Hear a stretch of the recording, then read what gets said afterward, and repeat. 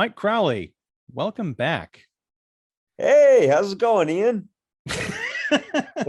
Well, you said welcome back. I was just going with the flow. No, that's cool. I enjoy the enthusiasm. It reminds me of the I'd buy that for $1 guy. That kind of over enthusiastic commercial appreciation that I enjoy.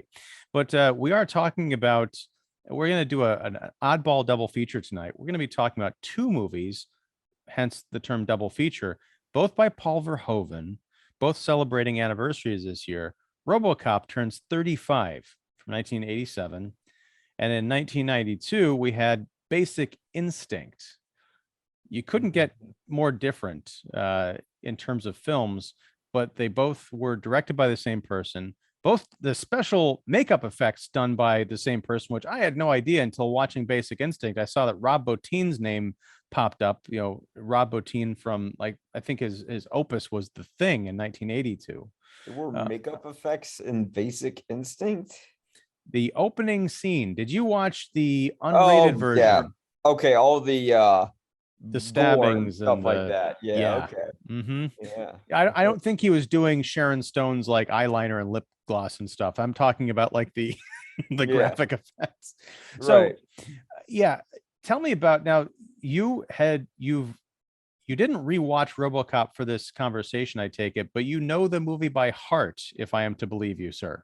Yeah, I know it really well. Like, it was one of those movies where I didn't notice as a kid how graphic and adult it themed sort of it was until I got older. And then when I got older, I rewatched it a bunch of times and really appreciated it for what it was. Because when I was a kid, I just liked the toys and stuff like that. So because there's a bit of an age difference between us. When I was a kid, I don't think the toys came out until I was a little bit older and not, wanting to play, with action figures and stuff. Because this movie is a hard R. There's an unrated cut of it, graphically violent, heavy adult themes, heavy like political, social satire. But yet it spawned action figures, Marvel comic books, a video game from Data East. Like it's one of those unlikely scenarios where, like, how did this capture the zeitgeist and people thought, yeah, this would be perfect for kids. So you came up with it to some degree. In the many viewings that you've watched, as you've kind of it's aged with you, what would you say is the big takeaway? What's evolved for you the most in terms of your appreciation for it? It really does a good job of showing class disparity in a way, where everyone's just part of this horrible corporate machine where these guys are so over the top evil that they're literally having guys getting shot at and blown away with like their guts flying out in the middle of like a business meeting, and they're like, "Oh, clean his body up. Yeah, it's just a glitch. You call that a glitch?" And I'm like, God, like they hit the nail on the head in terms of parody. With sort of like the evil side of America mixed with, sort of the good people, which are like the cops and stuff like that. And sort of through parody, it says a lot more. I love sort of like the little commercials they'd have where, people would play a board game called Nukem, I believe, and then God, what were some of the other commercials? There was the one for the car. It was the SUX the 6000. socks. That Yeah. was it. Yeah. And they actually offered that to the one guy who like was taking the mayor hostage, and he's like, "I want a car with, really shitty gas mileage." He's like, "What about the 19 because RoboCop, I believe, came out in what, 89? 87. 87. Okay. So he's like, what about the 1986, thinking that's when they filmed that, sucks.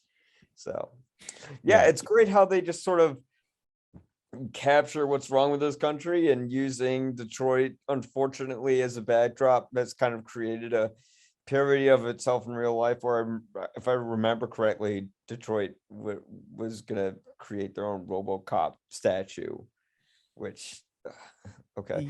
Yeah. Well, I mean, there's also themes of like gentrification, because I mean, for a movie called RoboCop, and the tagline I think was the future of law enforcement. You just think it's going to be this big dumb action movie, but there's a whole lot going on here with the kind of corporate intrigue mixed with corporations getting these fat government contracts. It's one of those movies that unfortunately it feels like a lot of people in the ensuing decades learned the wrong lesson, which is this is a cautionary tale. This is not a blueprint. Right. The whole idea of militarizing the police, giving them this advanced weaponry, this advanced technology to fight crime, but using it also as a way to clear out crime, just like going around and killing people and sweeping up the streets so that these big developers can come in and build a new Detroit called Delta City. And then on top of that, you've got the executives in one division of Omni Consumer Products, which essentially bought the Detroit Police Department in a contract. You've got the one division, the guy who's making this thing called the ED-209, which is basically a tank on feet for urban pacification, as they call it. And then you've got another guy, Miguel Ferrer's Morton character from a different department, who's got this RoboCop program where they take essentially a dead cop and put him into this suit. They reanimate him and make him invincible. And those two ideas, it's like, no, I want the glory and the promotion, all that stuff. And they're literally trying to kill each other over who gets to use this technology, which is, monstrous technology. Ronnie Cox, the great Ronnie Cox, who plays the Dick Jones. Dick Jones. Dick Jones.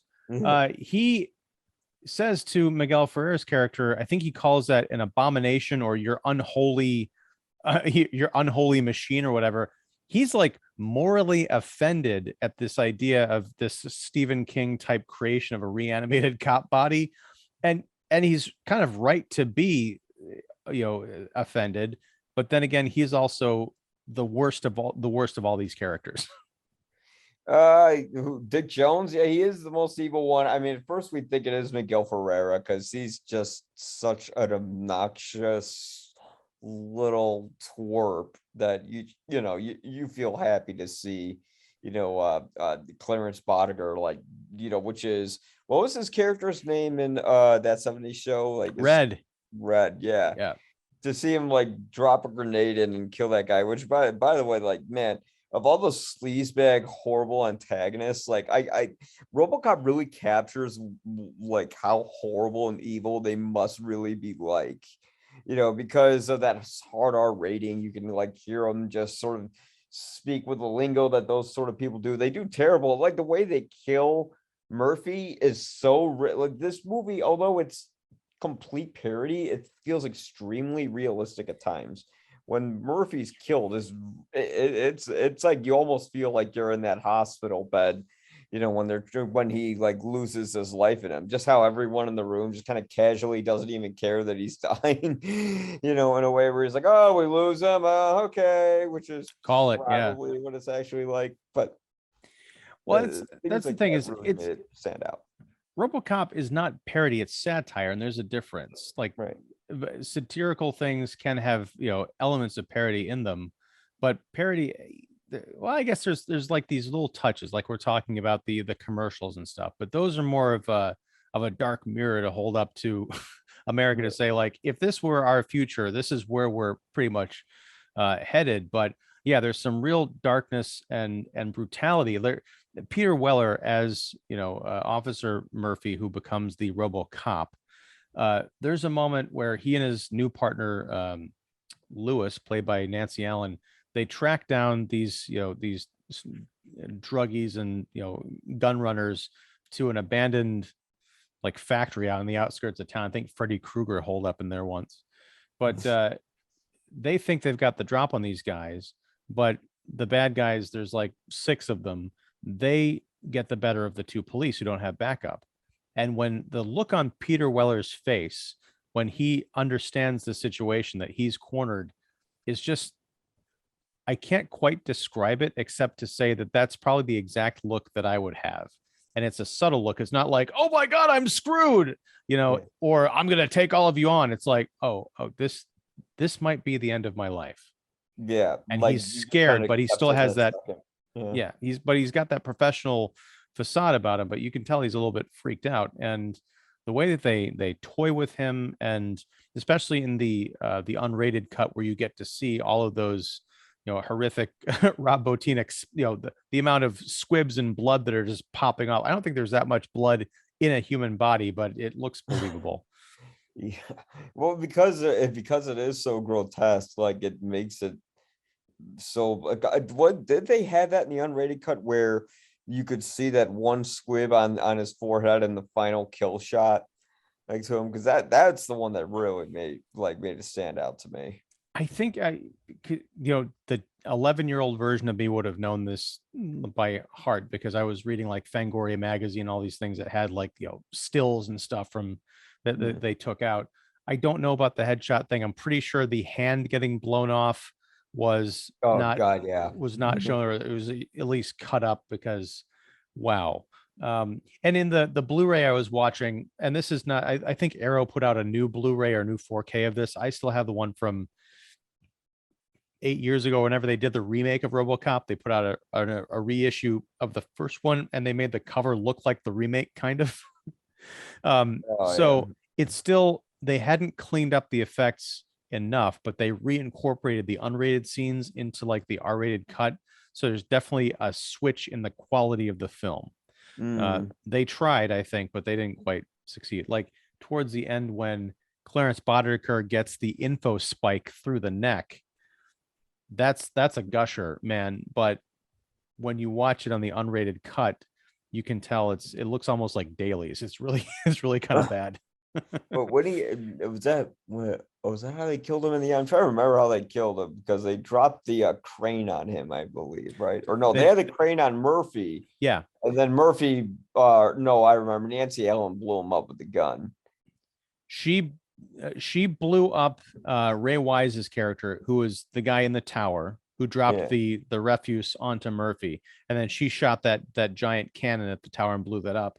Boddicker comes over and like he's standing over Murphy, and then Murphy like reaches up with his arm and then shoots the data spike into his neck, and he like bleeds out and falls Oh, into the now I water. remember. Yes, Yeah, yes. The middle finger that then X-Men replicated. Yeah. yes. And well, and R2D2 beforehand. That was sort of the the whole idea of like putting that little data spike into the terminal so you can read all the information. Um, but yeah, I mean it's a savage movie, but it's also got a lot of heart. Like that's the other thing about Peter Weller's character. I mean, we get very little of his life beforehand. We see a couple of flashbacks with his wife, but we don't even get the, oh honey, I'm off to the new job at the force today. It's all just the memories. Like we pick up Yeah. pretty much posthumously with that. And to see him go to his old place and you see it was like kind of quickly abandoned, like the wife and kid like moved away because I couldn't stand to to be in the house anymore. And we see this all in sort of montage and these digital dreams. It's very well presented. It's not handholdy. And thanks to I was trying to look up the composer's name, but the score to it is just brilliantly conducted in that sort of flashbacky, sort of like digital flashback sequence when he's going through the house and sort of like a steady cam shot, where like you kind of get each moment and you get so much more of it than you do in like the remake, where they try to like spread out the whole family story and you don't really need all that stuff. Like I don't need to know what kind of bagel he has for breakfast before he went to the police station that day. Like we get the idea.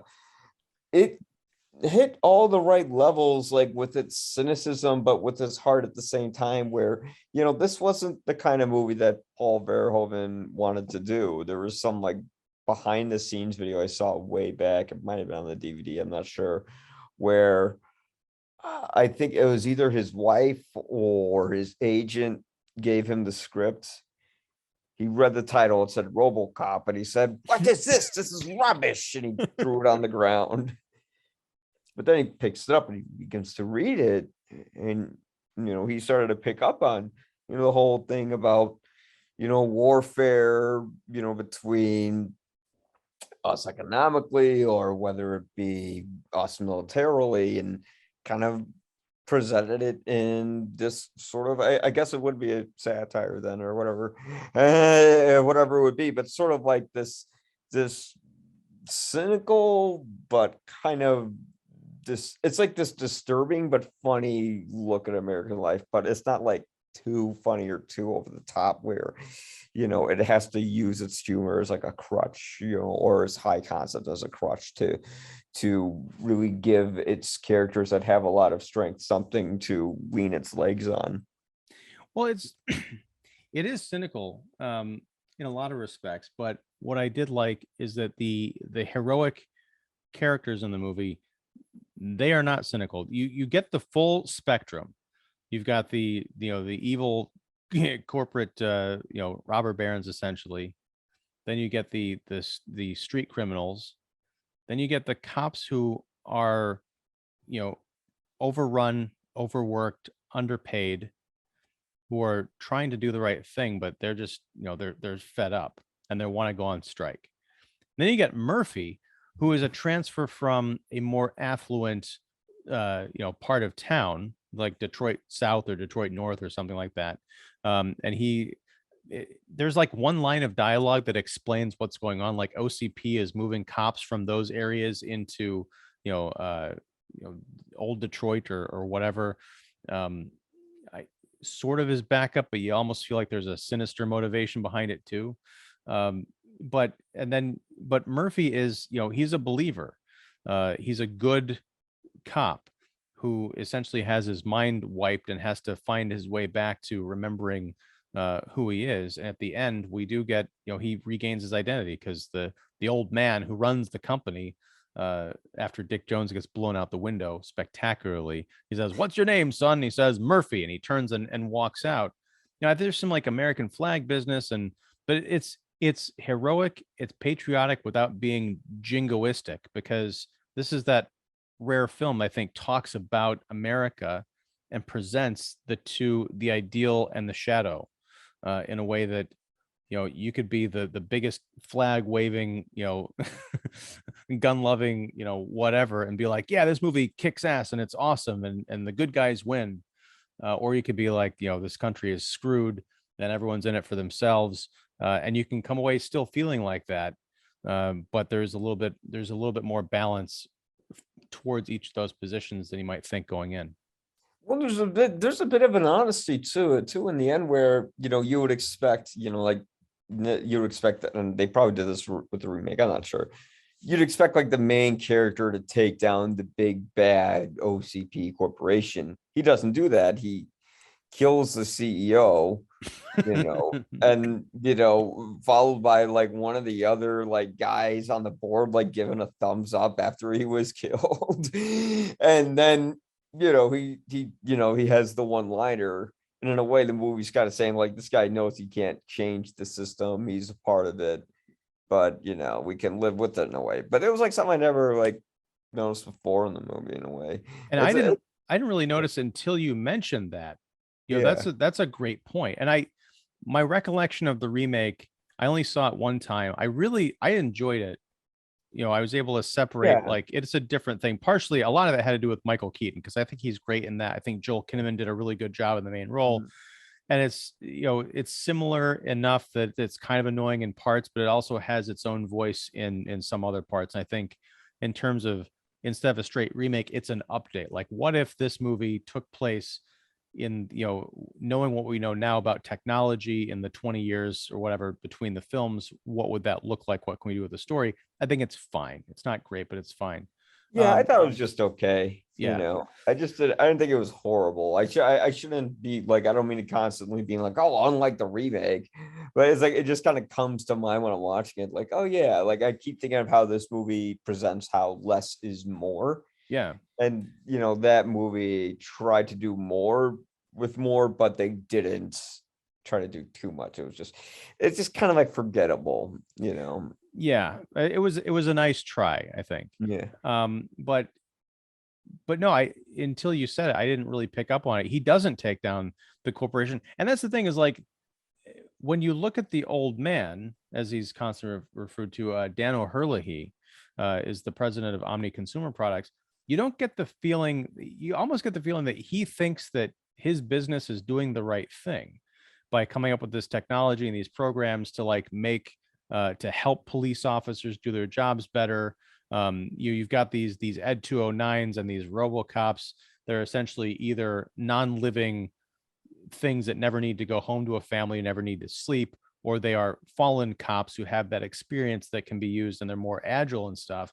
Then he probably thinks, yeah, this is a great idea, but he has no idea the snakes, the nest of vipers, as Billy D. Williams once said, working under him. And he's constantly being, yes man and kind of put back in the corner until he has to face that his CEO or whatever, his vice president, got blown out just from it. It's one of the great, I think, endings of all time, because you've got that fourth directive that's a mystery until it's revealed that RoboCop can't kill people. It's like the directive's an alien. He can't commit crimes, can't allow people to be hurt and all this other stuff. The mysterious fourth directive, he can't arrest an officer of Omni Consumer Products, which is just wonderful. And then at the end, you're like, okay, I was going to get out of this. And the old man just says, Dick, you're fired.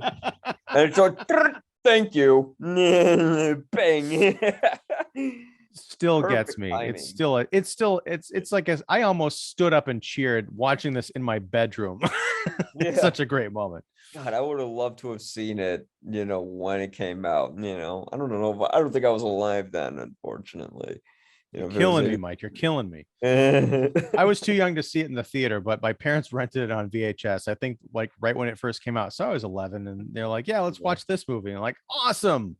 Yeah, I didn't know. I don't know. Maybe I didn't see the first one when I was a kid, and then I saw the first one later. I'm like, "Oh no!" I might have seen glimpses, but I would remember if it was that bloody. I'm not sure. Yeah, I saw a lot of things as a kid that were bloody. I should not have seen. I saw the remake. Or not the remake, I guess you could call it a reimagining of the Phantom of the Opera with Robert Englund. I've never seen that. I know it's a thing, but I never watched it. Yeah, that was like one of my first like childhood memories. Was like that. I just remember like seeing Robert Englund like standing up in the rafters, like carving his own face with like a shard of glass. And I'm like watching this right before I had to like go like on the bus to like kindergarten, and like it wasn't bothering me. I'm like, ooh, cool when I was watching it, but that's kind of disturbing. No, please write your memoirs someday, because I want to read all the context. Yes. Just everyone's making a note. Just say yes to him. No. All right, so tell me about like what's your experience with Paul Verhoeven as a director, and where do you put this in terms of his, like, the movies you've watched of his that you admire? Well, because I'm not like a hardcore Verhoeven guy. God, what was the one? There was one I saw that he did 2 years ago that was actually really good. Or 3 or 4, fuck, I can't remember. It was a long time ago. But RoboCop's always been my favorite one of his movies, which I mean, it really kind of hit all the beats that he kind of tries to hit with his other films, but this one kind of just perfectly grabbed it. And I think RoboCop could just be one movie. It doesn't need remakes. It doesn't need sequels. It really doesn't even need toys, although it is toyetic.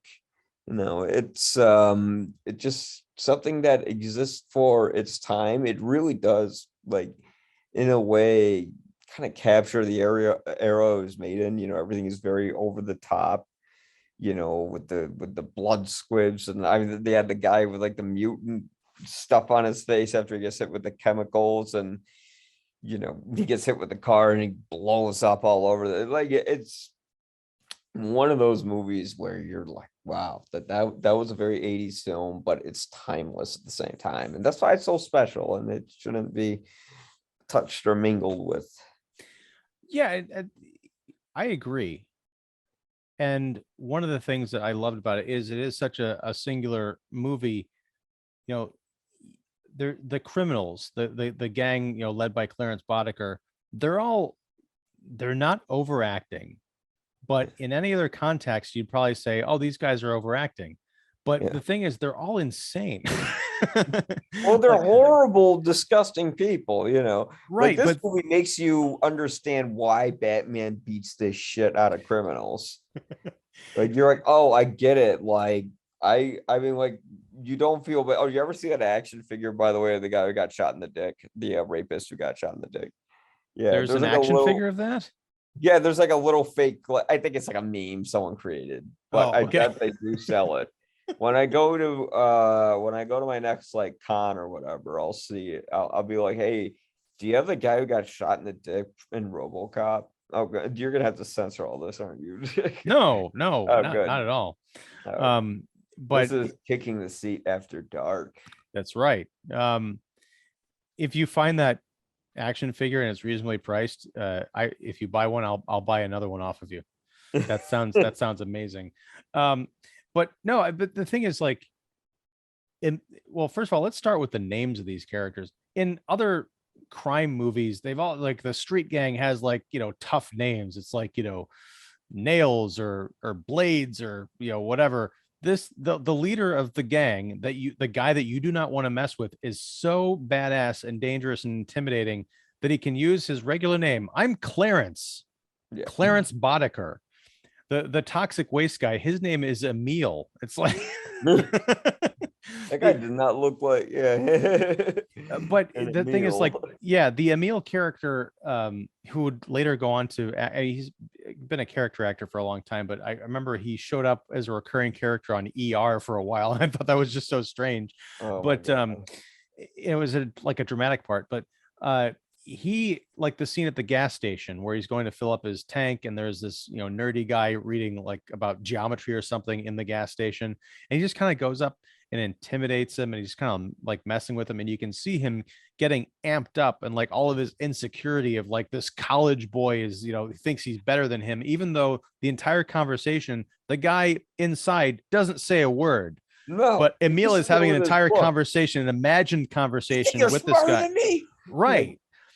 And then Like what? RoboCop shows up, Yeah. and RoboCop starts having a flashback to when Emil, as part of the gang, like, blew the crap out of him. He's like, "We killed you. How you Yeah. can't be alive?" And then he starts going berserk, and you just really believe that this guy and his entire crew are, like, severely mentally ill, probably from all the drugs and the crime and like a lousy upbringing in corrupt Detroit. But it just so works, and it doesn't stand out as being incongruous with the rest of the movie, which is in a lot of respects very toned down. There's a lot of corporate boardroom type scenes, and then cops talking to each other in the locker room, and then you've got all these people yelling at each other on the streets. Yeah. Although their corporate boardroom scenes consist of like a lot of CEOs being like, fuck you, no, fuck you at each other. I mean, like that confrontation in the bathroom where what was Miguel Ferrer's character's name? But he was, Morton, yeah. yeah. Morton was just, talking trash about Dick Jones. And then, of course, Dick Jones happens to be in the room, and like the two guys are leaving, and there's still like a little bit of pee pee on their pants as they're walking out, and then like it gets so heated to the point where like Dick Jones like grabs the back of like Morton's head, which I'm like, I don't know what he was grabbing, because like his fist was like on the side. And I'm like, wait, there's no hair over there. Like, what are you grabbing? Yeah, but It's a good point. yeah. But what I loved about that scene is that Dick Jones, in that he loses his cool around, like, Clarence Boddicker, because he Yeah. realizes Boddicker is like a little pissant that no one is supposed to know that they're like having conversations. But in terms of the underlings and the OCP culture, he keeps it cool. And when he gets mad, he's still just about simmering. He's like, Yeah. when I was coming up in this company, my friends and I used to make fun of the boss. We'd call him like old fart. One time we even called him asshole. And you could Yeah. just see another actor saying, like, one time we even called him an asshole, but he underplays it Yeah. just so well. And then that Mhm. tape that he plays for Morton, or Boddicker plays for him right before he gets blown up, he's like, the saddest part is we could have been friends. And you get Yeah. this feeling that on some level, Dick Jones believes that. Yeah. Yeah, well, Dick Jones could use anyone to his advantage. And he's a real evil, SOB, but well, I don't know why I'm trying to cover my right now. But you can see how he can manipulate people, and you can see how you could wind up liking him too, because we do like him a little bit, where it's like, yeah, he's not that bad until he I think he kind of showed all his cards, which was maybe a little out of character when he, grabbed the back of he grabbed the back of Miguel Ferrer's head. And there's the thing about like, in the boardroom when he's giving the presentation, introducing Ed 209, he's very professional. He's got a little bit of showmanship. And when you said you kind of like Dick Jones, yeah, he's like the public persona of him is a likable kind of no nonsense guy. You almost get the feeling like he could care. It's just that behind the scenes, he only cares about, money and contracts and things. And that's why the Morton character is so interesting to me. It wasn't until this viewing, and I've seen this movie probably a dozen times in my life, that I really got the sleaziness of Morton. I Mhm. always thought of him as kind of a tragic character because I thought he was sort of on RoboCop's side, and not just because he was like the proof of concept of this shiny new product. The bit when uh RoboCop wakes up and there's that he's walking around that parade of people, they pulled the plastic off, and you kind of get that fisheye POV when Morton is there and he says, "That's all for you, buddy," and he's like Yeah, clapping it's for him. so like over the top. Yeah. But there's sincerity in there. Like there's that little bit of like, it's not like, yeah, my product works. It's like he almost feels like a bit of sense of ownership and camaraderie with him. It turns out, yes, he's also a backstabbing, coke snorting, corporate bro, but maybe it's because he still comes off as a better person than Dick Jones, that I was like, yeah, I kind of feel sympathy for him. I don't know. I felt like I liked Dick Jones more than than I liked Morton. Wow. Yeah, I really did. I thought like Dick. I mean, isn't Dick Jones in real life like a country singer guy, or wasn't he something like that? I Thinking don't of know. Tom Jones? No, I don't No, know. no, no. But the actor, I think he goes around Oh, on Ronnie tour. Cox? I don't know. I'd like to see him though. Yeah, yeah. Is he still alive? I don't know. I'll look that up. I don't know. I thought I heard. I don't know. Don't go off of my dumb logic. One day they need to immortalize me and put me into a metal cascade. So then, well, actually, please don't do that. That must be horrible. That's one thing I really love. Like you kind of you get the idea of how horrible Murphy's life is basically is going to be. This isn't like the Terminator where you're like, oh, cool, look at him kill guys. Which yes, there are those moments, but at the same time, you have this guy walking around where like half of his skull is just caved into the back of this robotic. He's a zombie who can never love again or have a family or anything, and whose probably only purpose is to do what his makers created him for. So, at the end, he's always going to have a sad walk home. So, yeah, in a way, he could have like an incredible Hulk walk, except, with his joints until they like run out of juice and like someone has to like put more oil in it or something. And more baby food as well. Um, Yeah, and more baby food, which baby food actually, from what I remember, wasn't bad. But I don't know. That well, I mean, that made me hungry for baby food when I watch it. I don't know why, but I'm like, maybe it isn't bad. I gotta say, Ronnie Cox is still alive. Apparently, July 23rd, 1938. So Whoa. he's up there. I don't know what he's doing, but yeah, IMDb lists him as there's no death date. So go Ronnie Cox. I Um, think for this July 3rd, we will celebrate the birth of Ronnie Cox and Thomas Mapother, also known as Tom Cruise. there you go. Yeah. I didn't realize you were such a super fan. Let's just say, like, when he was having his meltdown, like I was like, me and my friends were making like a lot of jokes and like looking him up on IMDb and stuff like that. Yeah, his real name is like, oh no, I remember I would always look up people's names and like what their real names are, just for fun. Like he's Thomas Mapother the third. Charlie and Martin Sheen's names, last names are Estevez. I think Martin Sheen's Martino Estevez, and Tim Allen's real name is Tim Dick. Really? Yes. Is that true? Yes. I could see certainly see why he changed it. Um, but no, getting back to, I guess, RoboCop. Any Yeah. kind of final thoughts on it before we move into Basic Instinct, which there is a connection because they both involve the police, I guess. Oh God, dear God, yeah. Except RoboCop himself is way smarter than uh Michael Douglas's character was in that movie. Oh Oh, we'll God. talk about that. Jesus. All right. So yeah, but yeah, I think RoboCop really holds. I think it more than holds up. I mean, a lot of movies are 35 years old. Yeah. There's like, it kind of worked for its time. Although I think there was something about like 1987 because a lot of those movies, the big ones seem to take place in the past or in the future. Like I just watched Dirty Dancing the other night for an interview that I did Mm. earlier today, and that was kind of a period piece. You look at The Untouchables, which is also a period piece. Yeah, there's something about that, and RoboCop takes place in the indeterminate future. Yeah. So there's a lot of like past and present. So the movies of 87, a lot of the big ones don't feel like they're dated because they were sort of not meant to be 80s movies. No, I guess so. I mean, Untouchables, that one's still, you know what?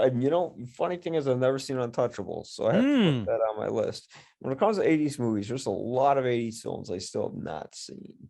Well, Which is, yeah, kind of funny. I will happily help catch you up if we wanted Yes. to want to make the I, umpteenth series for this podcast. Jesus. oh gosh, yes, please, please. I know I just saw Goonies for the first time like last summer or something like that. Oh, And okay. seeing it as an adult, it's kind of like, oh, okay, like all these kids are like just screaming this whole time. Like, will they stop? And I get it. If you're a kid, it's like, oh, cash was like, yes, like, yeah, that's great. When you're a kid, when you're an adult, oof, But outside of that, it was cute. It was fine. Like, Yeah. I don't No, know. that's kind of the danger of nostalgia is, going back because there are some movies I'm like I may watch that again, but I'm not going to because I've like there's a movie called from 1987 called The Monster Squad. I don't know if you ever saw that. What year? 87, yeah. Nah, I don't know. It sounds like an animated movie, like that No, DreamWorks would make. no, imagine the Goonies, but set in a suburb where like Frankenstein's monster, Dracula, the mummy, the Wolfman, and the creature from the Lake Lagoon all rise and start attacking the town. And it's up to this group of kids to like save the world. It's a classic movie from my generation that is highly revered. And I Hmm. loved it at the time. And I made the mistake of going back and watching it about 10 years ago. I'm like, I felt embarrassed to be watching this. And I know a lot of people watching this who are of my generation are probably going to unsubscribe and send me hate mail for daring to diss the Monster Squad, but For that's just where I having an found it. opinion, yes. Well, it's happened before, but I want to move on to RoboCop was a massive hit, as we mentioned, spawning sequels and toys and all that. The next Mhm. movie we're going to talk about, Basic Instinct, was also Yeah. a massive hit, did not spawn toys. Well, maybe the kind of Well, toys you'd have to seek out in a specialty shop. yes, yeah. I mean, yeah, lots of blow up dolls, and Launched the career, or I guess relaunched the career of Sharon Stone because she was around, but this like, put her on the map. Uh, and yeah, it launched the sale of, I'm sure, billions of VHS tapes, only 10 minutes of which were probably ever actually watched. And if you were to rent those tapes, those 10-minute sequences would be unwatchable because of like, head damage. ugh. Take that pun as you will. So you watched Basic Instinct for the first time for this show, is that Yeah, correct? I did, because I never really had an instinct to see Basic Instinct as Basic Instinct turned out to be a basic film. I swear I did not rehearse that. I just came up with that. No, That's how it's stupid I am. it's very good.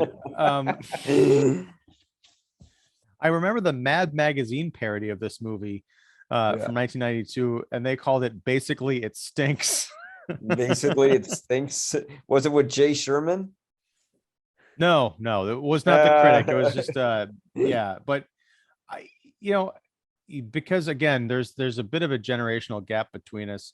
This movie was very, I think the reason it did so well, especially probably on home video, is yeah. because this was back before porn was like really accessible. Oh Like yeah. it wasn't in your pocket, it wasn't on your computer in any real sense. So here's like a really, for its time, even the R-rated cut of this movie was hardcore showing stuff.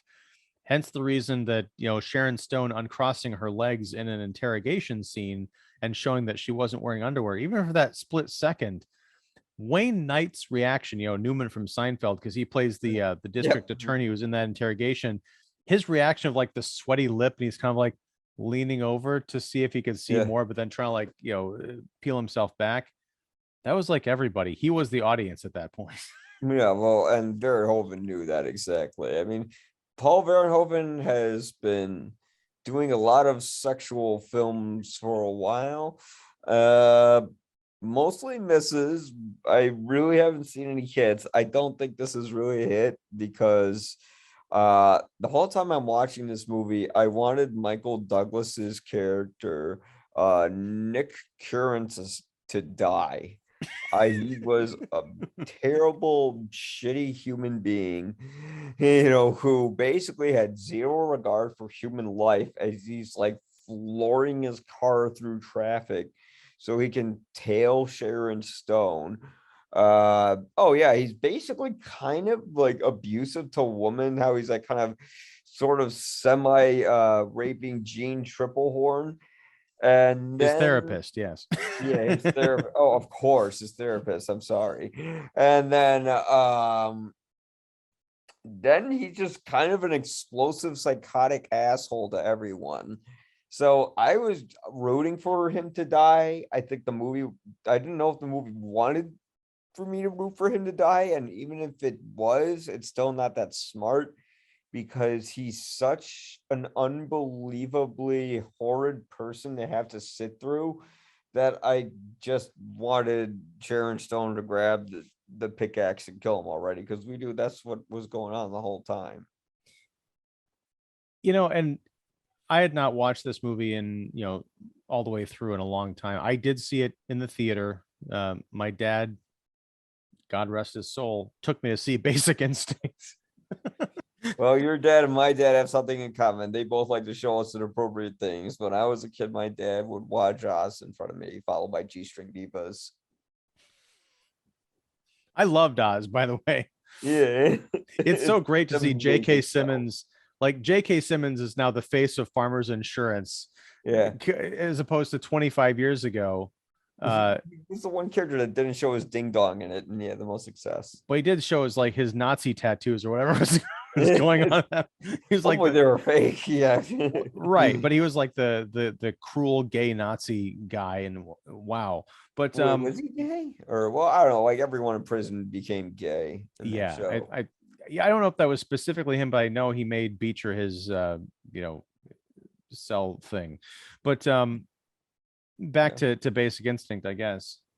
I watched this for the first time, with my wife. She had never seen it before, and she was incredulous the entire time because, and something I'd never picked up on, how dumb Michael Douglas was. Oh, And what an she idiot. kept asking me, and I had an answer, and it became a running joke throughout the entire viewing. She's like, I said, honey, because she was like looking at her phone or something during the interrogation scene. I'm like, it's you're gonna miss the best part. And then Sharon Stone uncrosses her legs, and she's like, really made me look up for that. I'm like, yeah, because that's what launched this movie into the stratosphere. And then later on, she'd be like, why is Michael Douglas's character such an idiot? Why is he falling for this woman? I said, because she doesn't wear underwear, honey. You got to understand that. It's like, that's a big thing. And then later on, she'd be like, he can't be that dumb. Can't he see that she's obviously a killer? I'm like, yes, he knows that, but he also knows that she doesn't wear underwear. Yeah. This is all And then before it's they like, sleep I'm having together. sex with her to get at the bottom of the case. Sure.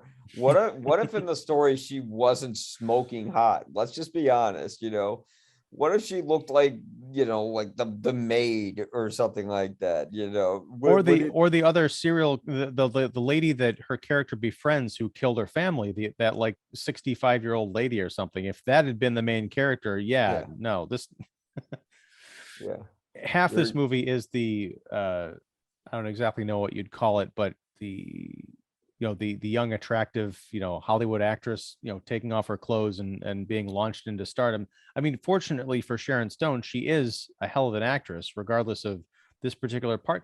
And I thought that her character Catherine Trammell, there was something sexy and kind of dangerous and sensual about her. I almost would like to see a cut of this movie where she doesn't get naked and it's all just like mind games. that would be a very boring movie, Yeah, because yeah, but I mean, that's the whole appeal. And that's why everyone's saying it. It's basically like porn before porn in a way. Or, I mean, not that. Like, people had porn, but they didn't have the internet or whatever. They'd have to go to like a video store and, go to the back of the aisle, where the curtain was, which, well, and fun this fact, my dad had a video store and there's a curtain in the back, but there's no porn there. It was just an office. Uh, that's great. But I yeah. mean, that's the other thing of the genius of Basic Instinct is you could go rent it in the regular section and take it home and do your business if that's, what you wanted to do without the indignity of going to that roped off area in the back. Like, oh no, I'm just renting the most popular movie in America right now. Leave Right. me alone. Don't judge me. Now, I wonder if this started the inception for Mr. Skin and websites like that, where basically, like, I remember way back, I was a kid, like, I was watching like a VHS copy of some movie, and then they're like, come subscribe to this, or not subscribe, come get a VHS of this, where it goes straight to the nude scenes and blue. And like, it's kind of seems like the movie that was like the starter for all that. That I feel like would be harder to do. It'd be easier in the digital era because in VHS you'd have to like, well, I guess there's the clock on the VHS. You could see that. Yeah. You could use the Betamax, right? Like, if they still had those for a while, like someone would Yeah. make the one copy of it and the copy on the other one. Yeah, but then how do you time it? Like, does it go right to the nudity or do you need some time to warm up, get one hand free, as Hard Harry would say? But no, yeah, it's amazing to me that this movie did so well because it was like this kind of blockbuster and a cultural phenomenon. There's been a million memes and parodies of it, made on TV shows. Uh, what do you think? Is it just the sex, or is there something else here that I'm missing? No, I think it was just right place, right time sort of situation. People couldn't get with they couldn't, go on the internet and look up where they wanted to. There was sort of a little bit of shame in going to theater, and here it was like a little bit of fun. Like, I think everyone's like at the time, like, ooh, we're being naughty. Speaking of being naughty, should I unbutton my shirt for the viewers? No, but Do what you I want read to do. something. I said I read something that you're gonna go shirtless or something like that. For next week's Moon Knight finale, I will not be wearing a shirt. Are you serious? Yeah, yeah. I'm not gonna be watching that. I know. I'm I'm not gonna be kidding. like, hey, as you know, there'll be a close up. It'll be fine. I'm I'm a man of kidding. my I'm kidding. word. But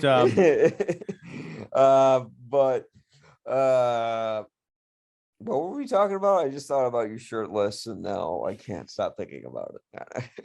well, I But could, give you a preview. No, anyway, but no, the whole idea of like the shame of watching Basic Instinct or instead of right, like yeah, watching because porn and like, people are like, we're being naughty, we're going to theater, like, this is kind of fun, and there's like a social, it's like watching The Room at midnight or something like that, which I don't know for sure, I don't know if that kind of spawned or inspired sort of like the midnight NC-17 verite or not, because I know Verhoeven wanted to make NC-17 popular. He tried to do so and failed miserably with Showgirls, because Showgirls was kind of a mess, although it is a very, like, inadvertently funny movie, if inadvertently. I gotta watch that again. And I think there's a documentary on the Blu-ray about the movie and the phenomenon of it. So yeah, I'll have to check that out at some point. I just want to see the making of it. Like how do they get that off the ground? Well, probably from the success of this. Well, on top of that, there is also the, and maybe that is sort of the carryover, because Elizabeth Berkley, that was her first, like, I think really big screen thing. She had been on TV for years on Saved by the Bell. So it's that whole appeal of like, hey, who wants to see Jesse Spano fully nude and having sex with people? And that was kind of the draw for that movie. Unfortunately, the rest of it was, high camp and kind of terrible and really kind of ooky at the end. I only saw it once, although I have owned it on VHS, DVD, and Blu-ray. I keep buying it, and only watched it 25 years ago whenever it came out. But Basic Instinct. So you just keep rewinding the same part then on each copy. No, I mean, I'm serious. I'm kidding. I've bought these things with the intention. I'm like, oh, I'm going to go back to watch this again. And I've not watched any part of Showgirls since 95 or whenever I saw it on home video. Yeah. It's Oh a yeah, weird Showgirls. fixation. Did you ever see the TV version where they have where they have like the digital bras that they put on them, and it's like, No. yeah, and it's like you can clearly tell because it's like floating at certain points, and you're like, wait, why is it doing that? I remember that being a thing with Sex in the City when that went to like TBS or something. They did some editing, but I think they also put some clothes on people. Oh. Dark times. But That should have a lot of nudity from what I remember. I remember that was the one thing. Like, it's weird. Like, I remember like once tuning into it, I'm like, wait, where's the sex? This is boring. I want nudity. This is HBO. I think a lot of it was Kim Cattrall for some reason, but Yeah. the thing is, like, it's this murder mystery involving like a or a rock and roll star It who was gets a like rock star, and he was killed by a writer who's a psychiatrist. But well, yeah, and killed with an ice pick in bed, and that was the whole thing. It was like she keeps writing these novels that end up being the alibi or the blueprint for the murders that she would commit yeah, later on. It's kind of a neat idea for a story, but yeah, I understand what Verhoeven was trying to do with all these red herrings, because Catherine Trammell, the Sharon Stone character, she has this girlfriend named Roxy who looks eerily like Sharon Stone, especially with the haircut and the I guess it's the lighting and the makeup too. But I think that's supposed to be like, oh, the opening murder scene, is that Sharon Stone or is that Roxy? Or is it later Jean Triplehorn, the therapist character, who we learn was once a blonde and could be wearing a wig or something? The problem is, even when I was 15, I didn't know anything. I went to see this movie. I'm like, yeah, it's Sharon Stone. Like, why is this 2 hours long? and not to mention, I mean, well, we're basically just marking time for the sex scenes at a certain point because I kind of know already everything that's going to happen. And by the way, talk about a cop who gets away with like everything. Like, it seemed like like a running joke at a certain point in this movie where Michael Douglas would kill someone and then he'd be sitting on the scene and they'd be like, "What happened, Nick?" And he'd be like, I don't know. Yeah, I'm telling you, that's what I know in the report. And then, later it would happen again. And I'm like, how does this guy not sent to jail already? He already killed like two people, one of which is a cop or like the therapist in the cop's office. Yeah, and there was a whole scandal because he, killed a couple of tourists when he might have been high on coke or drunk or something. I don't know. Yeah, he's just a horrible, like, unlikable person. Like, from the moment we meet him, like, he's like, I get it, that's what cops do. But he's like making jokes at the crime scene, in front of the dead body and everything, and not really showing like any sense of sympathy. We never get any reason to feel bad for this guy, which is why it was so hard to watch him for like 2 hours. It's like all we know is that he has a short temper and he has a history of violence where he had like how many, like 4 people he shot before. Like, somehow this guy is like Max Payne before there was Max Payne, and he could just go around and just massacre everyone and be okay. And I think that might have been one of the themes or something they were trying to go for with this movie, is this guy is kind of a monster and he gets away with everything. And he's finally met his match in this woman that is so, like, she's super smart, she's super seductive, she's super hot, and she'll do anything in bed. And that kind of, pulls him in and blinds him to all the danger that he's in. And I think that's the shortcoming of the end of this movie, is that he survives. because he kind of gets everything that he wants. I mean, are we really supposed to believe that these two are going to settle down and raise kids? Oh, I No. thought the end indicated that she was gonna stab him, and that's why like the music was going up and it cut to black. It's just he gets killed off screen. I get the feeling that she spared his life, because I think if she was going to step, maybe he's going to get. Well, they made a Basic Instinct 2 like 10 years Yeah, ago, which I but he never wasn't in watched. it, so Right, and that's the thing. I don't know if, like, because she came back, I think, playing the same yeah, character. I don't know if they mentioned like, oh yeah, she did some time for killing this cop, but they never found out that I killed this cop or whatever the story was. But I got the feeling that she had a change of heart or something, or she was at least going to keep stringing him along for a while, because of course there's the, the fake out where they're in bed, she looks like she's reaching for something, and they just like end up kissing, and it turns out the camera goes down and the ice pick was on the floor under the bed the whole time. yeah. And It's of course really dumb. they keep playing that same motif. Like you don't know when she climaxes if she's going to stab you in the end or not, and you don't know if you're gonna cover go. Oh wait, oh no, the last guy did. Never mind. They said it was all over the sheets. But There was a lot. I don't know if he just didn't ever wash those sheets, but when they showed the blue light on the bed, like it was lit up like a Christmas tree. yeah, I mean, it also could have been his blood too, mixed with it, but Well, nah, it but wasn't. but here's the thing, like, let's talk about those sex scenes. And the opening is very specific. The woman's on top, she binds the guy's hand with an Hermes scarf, and then she rides until they both have orgasm, or he's like climaxing, and she stabs him in the eye and repeatedly, like all over the place. And then later, after the dance club, when Nick and Catherine go back to one of their places and they have sex, the same thing happens. You wonder, is this, is he in danger? And I didn't get the feeling, because like we weren't even in the third act yet. I'm like, no.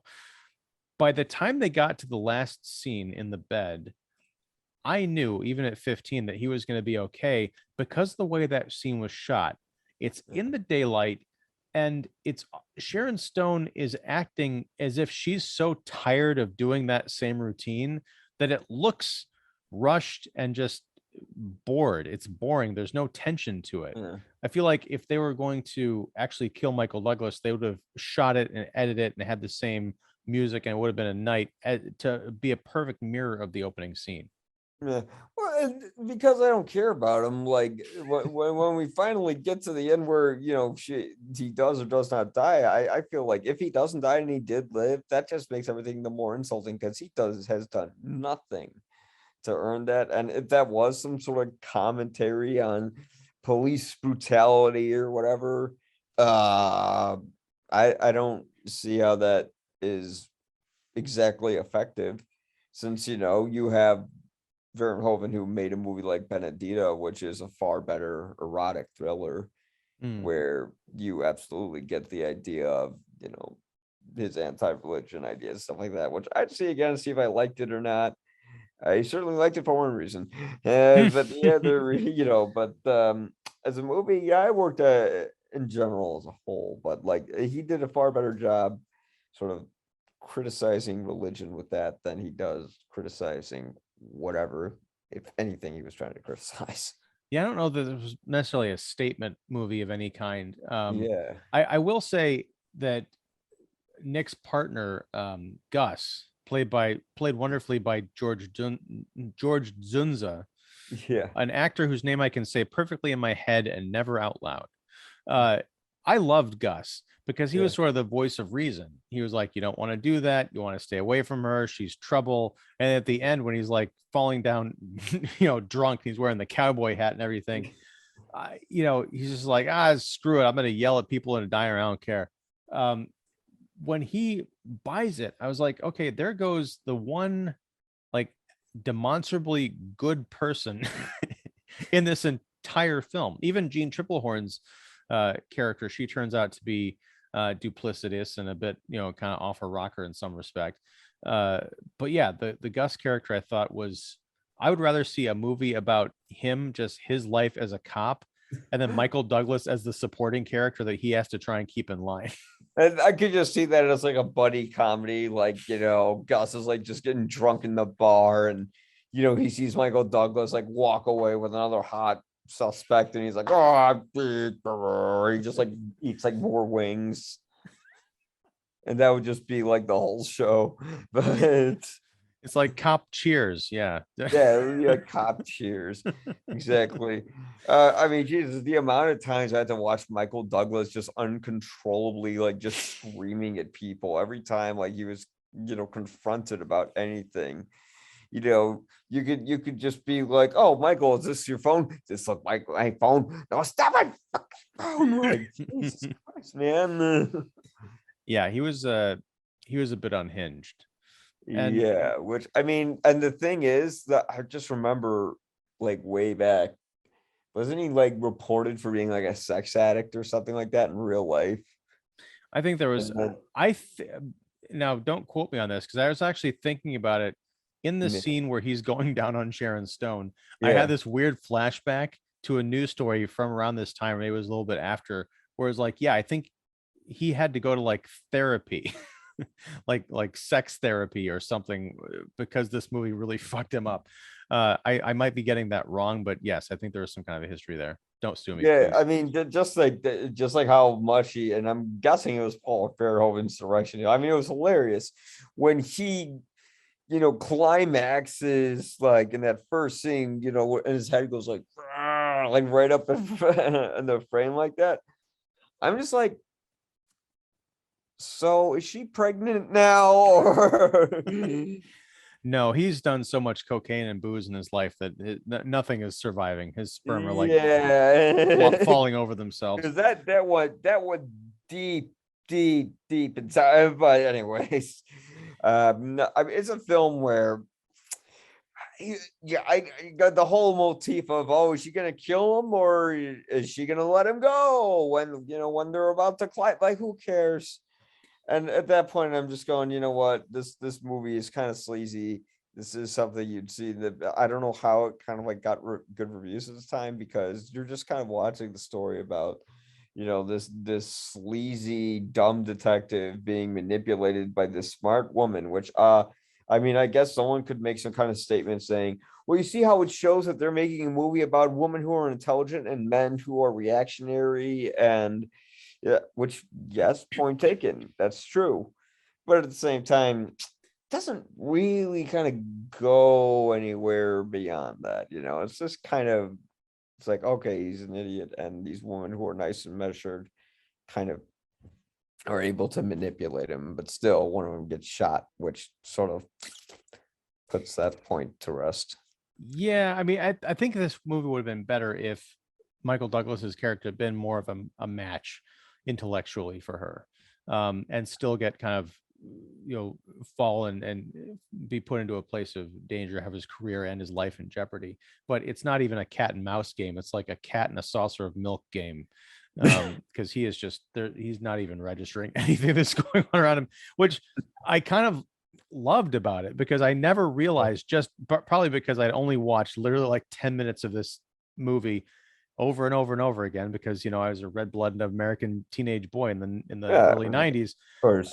But I never realized how bad this movie was, but now I kind of love it for, it's almost unbelievable. It's like a feat of how bad this movie is.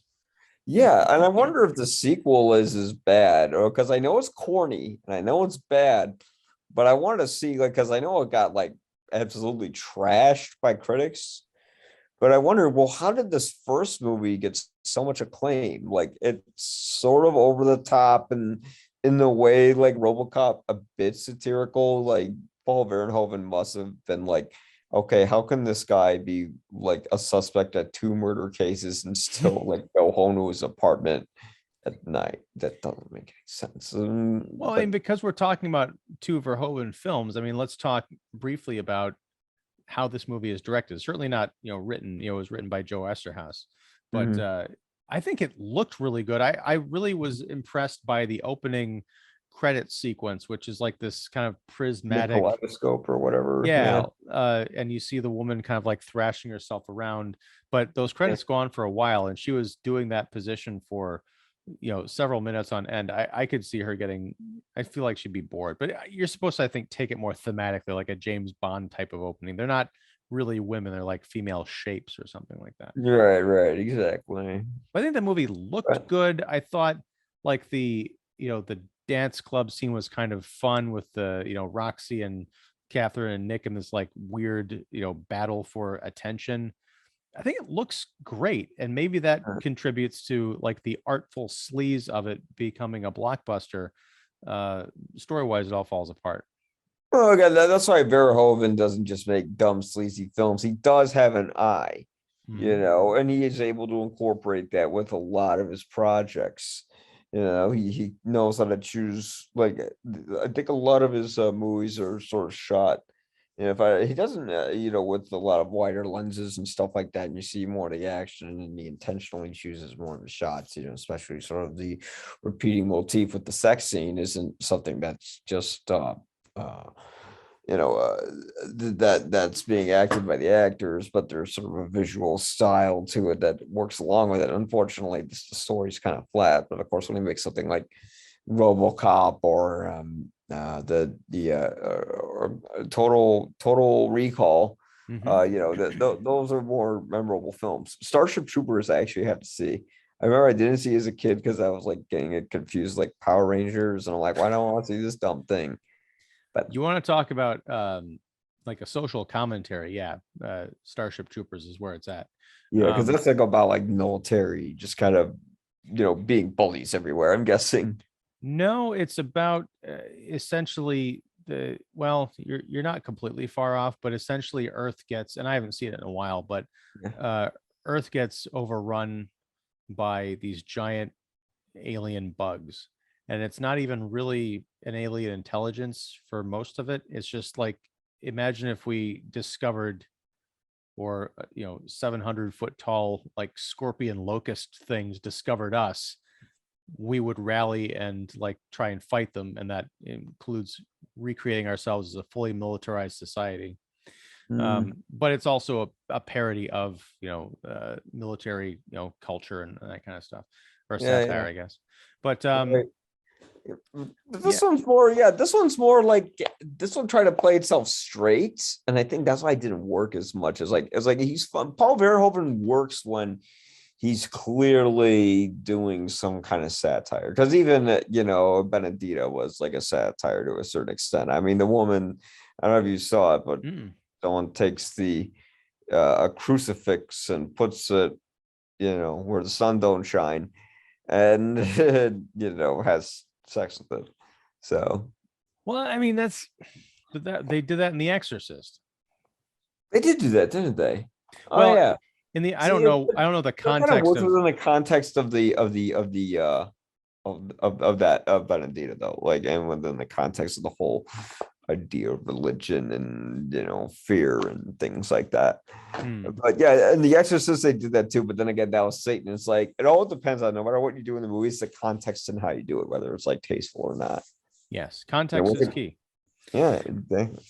But yeah, I don't have anything else to say about Basic Instinct except for Roxy's death scene when her car takes that tumble on the pier and like the Yeah, car is totaled, and they bring her body out and they show her face.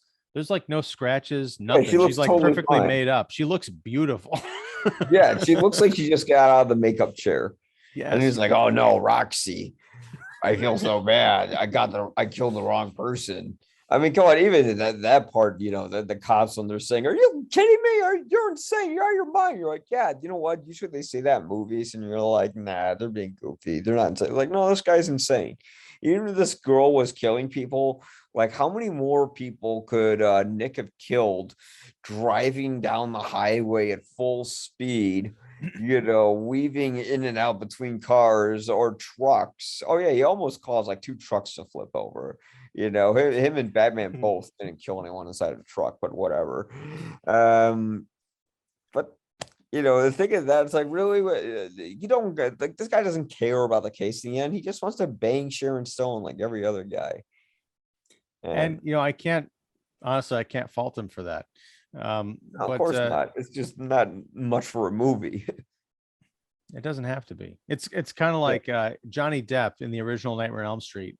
Yeah. He's watching TV in his room, and his mom comes in, and I think she asks him to come downstairs or something, or just tells him to go to bed, and he's like, I can't, Mom. Miss Nude America is going to be coming on at midnight, and he's Yeah. listening to his headphones, and she says, well, if you're listening to music, how are you going to hear what she has to say? And he says, who cares what she says? That's exactly what this movie is. Because actually, Sharon Stone's character is pretty interesting to watch. She's great in this movie. Yeah, she outsmarts everyone, and she does it effortlessly, and she uses sex as a tool to her advantage to get what she wants. And she even has some moments of vulnerability where if it is an act, she's really, she's got that psycho killer kind of predator thing going on. But yeah, I mean, she's not one-dimensional, I guess. Yeah, she probably, like, when the tears come out, it probably does come through some trauma, which she uses to her advantage to, like, make it sell more, because at the end, like, her character was able to, fool a polygraph, and none of the other cops believed it. One funny thing about this movie is I like how all these cops are like Gus, and yet Wayne Knight, and like all these big fat guys who are balding and stuff like that. And here's Michael Douglas with his slicked back hair, who's the spinning image of his father, and he's got the big muscular body, and that really was his ass in the movie. Good job, Mike. Like he Michael, that was the Michael Douglas. yeah, Douglas. There you go. Yeah, I was trying to think of a good one, but yeah, Michael Doug's ass. I don't know. Now I'm thinking of like dugout hot dogs and Michael Douglas's ass. And I don't know. That's something more like Richard Gere would do, right? But I was thinking the whole gerbil thing. Anyway, yeah, I was thinking he'd only do that in a pet store, but yeah. allegedly. Yeah, they just give him like little hot dogs for them to like eat out of his ass. And he's like, oh, come on. I think it's about time to end the show, Mike. Yeah.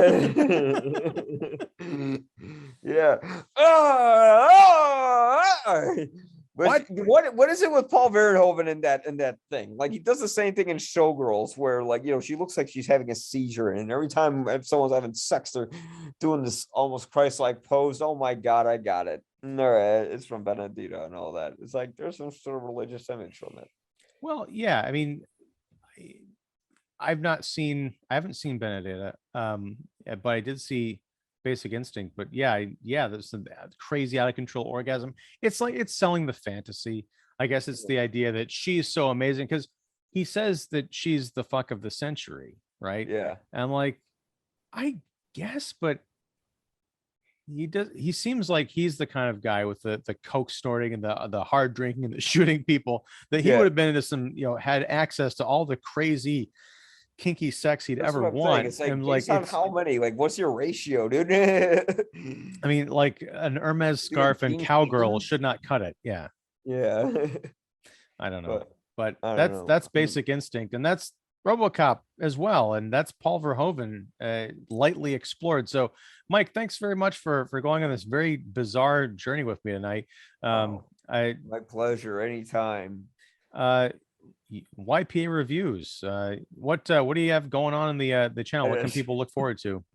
Okay, so what am I having going on? Well, I see a movie every week. I think Multiverse of Madness is coming out. I think I'm dropping by on your show for that. So watch from my written review on that. That'll either be on ypareviews.com or 25yl.com. It's really like 25 years later site, but like, who's gonna remember that? Just type in 25yl on Google and you'll find it. And yeah, aside from that, go on those two sites, and whatever the newest stuff coming out is, you should be able to find it on there. And hopefully we'll see you soon. All right. Well, I definitely got to talk to you about The Untouchables at some point this year. So the movie that won Sean Connery an Oscar for Best Supporting Actor. And nice and bloody as well. So until then, man, thank you very much for talking about these very strange anniversary films. And till next time, whatever that is, Thanks. Take care. No, everybody, subscribe to Mike's channel. His information will be down in the description, along with links to 25 YL and YPA reviews. Subscribe to this channel if you like what you saw. If you don't like it, leave us a comment and we'll address it in a future video. So yeah, thanks, man, and take care. What's that? As long as everyone's constructive. I will. Nice I prefer class. constructive. I prefer constructive, but I will take anything because sometimes the really insulting and gnarly ones are the most fun. Yeah, they are, especially the Russian porn. What's with the Russian porn, man? Yeah, why I keep getting these weird. You keep getting it. Yeah, and it's not even like, it's not even subtle. It's like, you know, big boob you likey or something like that. I'm like, report, block, get off my channel. Is it written by the hooker from the Full Metal Jacket? Yeah, big booby you likey. I think she died in that movie, but you know, her spirit lives on in the internet age. All right, man. I'll catch you later. Thank you. Justice for me, love you long time. All right, we'll see you guys in the back of the video store. Behind the curtain that leads nowhere. Yeah. Exactly. Behind the curtain, you'll just see like a fat guy eating a sandwich, smoking cigarettes. You know? No thanks. Anyway, Yeah. I'll catch you later, man. Hey, bye. All right, bye.